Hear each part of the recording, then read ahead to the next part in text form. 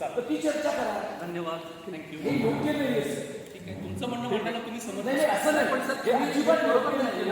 आणि तुम्ही सुद्धा जनतेला उत्तर द्यायला, तुम्ही निवडणुका लढवत नाही म्हणजे लोकांना उत्तर द्यायला थँक्यू. मी या सर्वांचं या बैठकीमध्ये स्वागत करतो.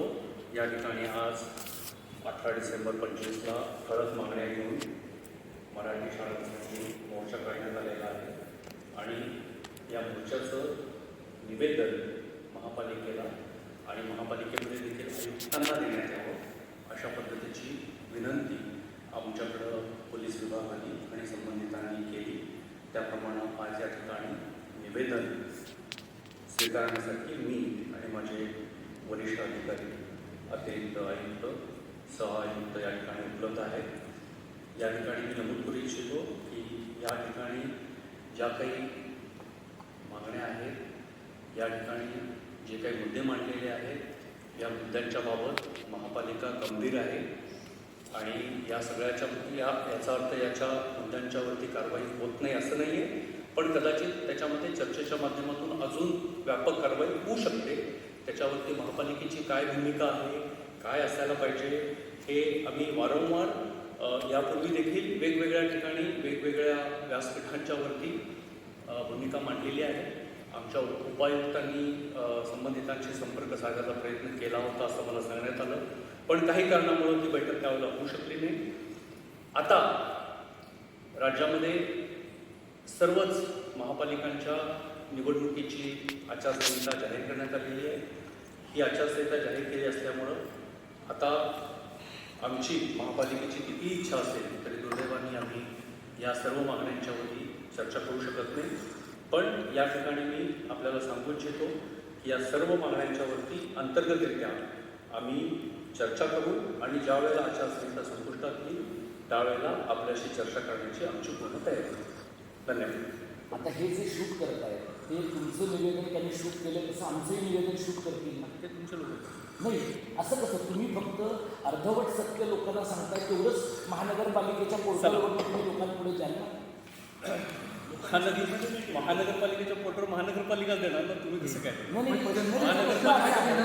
6 महिन्यांपासून आम्ही तुमच्याकडे सर पाठपुरावा करतो, तेव्हा तुम्हाला संवेदनशीलता दाखवावीशी वाटत नाही आणि आता तुम्ही आचारसंहितेच्या बाहेर सर मला एकच प्रश्न विचारायचा होता की आता जे जर असं सांगितलं असेल की ह्या इमारतींचं पाडकाम व्हावं असं जर आदेश दिलेले असतील तर जोपर्यंत या निवडणुका होणार नाही तोपर्यंत त्या कामाला स्थगिती नवीन निर्णय कुठलेही घेतले जाणार नाही.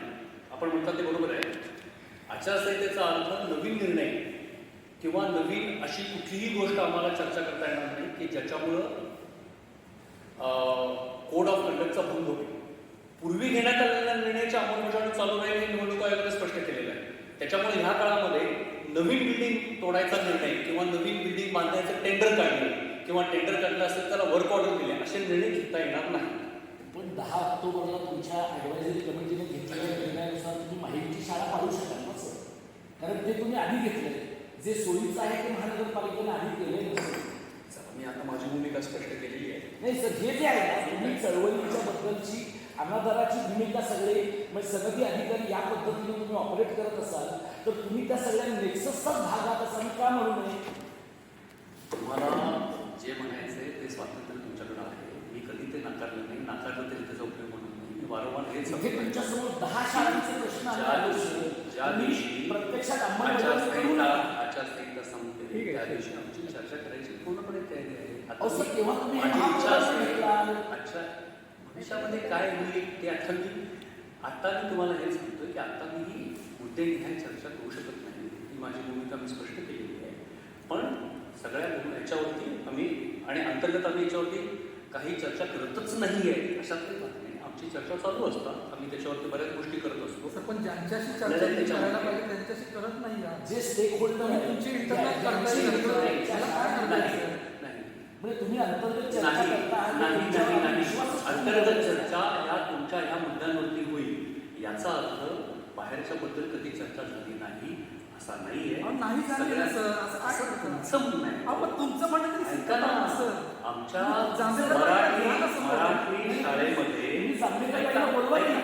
मराठी शाळेमध्ये जे पालक हे मराठी माध्यमातून आपल्या मुलांची नावं इतरत्र वळवतात, त्यांच्या गृहभेटी केल्या जातात, ते स्टेक होल्डर आहेत. त्यांची आमच्या गृहभेटी केल्या जातात, त्याचं सगळं रेकॉर्ड आमच्याकडे आहे. पण मी आता त्याच्याबद्दल जास्त बोलू शकत नाही, ती माझी मर्यादा आहे. महापालिका काहीच करत नाही असा जो काही गैरसमज पसरला आहे मराठीच्या बाबतीत, तो आणि रेकॉर्ड का बंद केले तुम्ही? ते गप्पा नव्हता मारा ना, रेकॉर्ड करताना तुम्ही तर दोन्ही करा ना. म्हणजे सर तुम्ही कशाही बद्दल जाहीरपणे काही म्हणत नाही. आता तुम्ही इंटरव्ह्यूच आमच्याशी बोलताय. तुम्ही असं म्हणा की निर्णय आम्ही नंतर घेऊ, पण या मुद्द्यांवर मी तुमच्या महापालिका मराठी शाळांच्या बाबतीत पूर्णपणे उदासीन आहे आणि काहीच केलं जात नाही. असा कुठलाही गैरसमज जर पसरला असेल तर मी तो पूर्णपणे नाकारतो.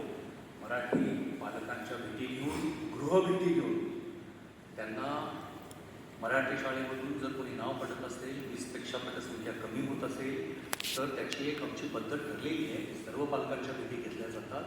त्यामुळे स्टेक होल्डरला भेटलं जात नाही असं काही चुकीचं आहे. आणि हे आत्ता होत नाही आहे, हे गेल्या 10-12 वर्षापासून ही प्रक्रिया चालू आहे. ही नवीन प्रक्रिया आम्ही काढली किंवा आम्ही काही शोधून काढलं असंही माझं म्हणणं नाही आहे.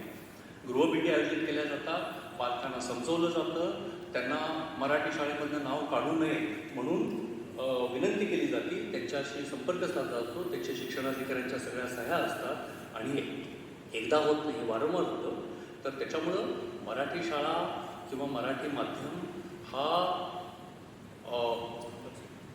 दुर्लक्षित आहे किंवा तो फक्त महापालिकेमुळेच निर्माण झालेला आहे असं काही नाही आहे. आपण खाजगी शाळांना विचारा, जर महापालिकेने या शाळा बंद केल्या तर खाजगी शाळा इंग्रजी मीडियममध्ये का चाललेल्या आहेत तिचं देखील आपण जाऊन विचारावं. तर त्यामुळं हा काय पूर्णपणे महापालिकेचाच विषय तुम्ही बोलायला तयार आहात, पण जिथे तुमच्या